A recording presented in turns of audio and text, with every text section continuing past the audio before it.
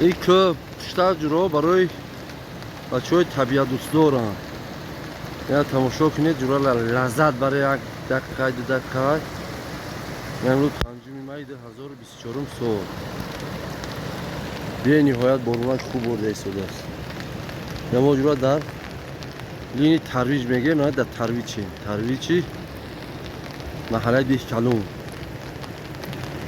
جورا جون بارون با درجه عالی برده ایستاده است. خب شرشره ها هر سی جورا جاری شدگی هم.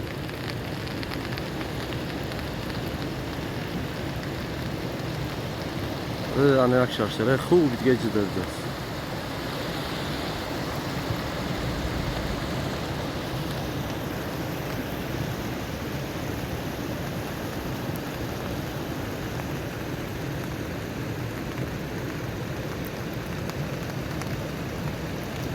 با تای خوره خور.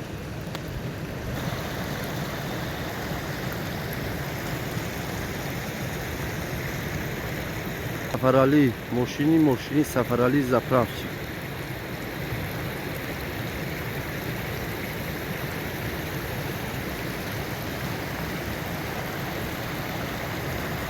خب آنا جورا جون های کم کم دیویژنیو از طرف سر جنگا.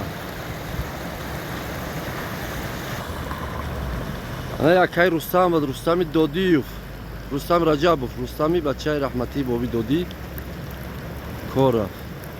دم زوادی موبین کار که ایستاده است. راننده پیش قدم.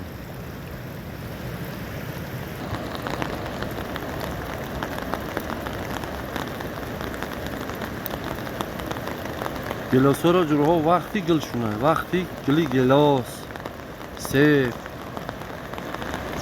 من از را وقتی تماشای که پشتا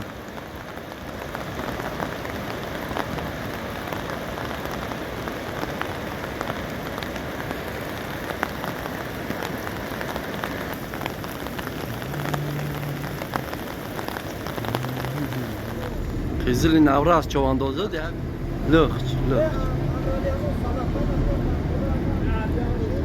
شکر احمد شما تینج خوب؟ بسیار خوش آمده جورا باشه.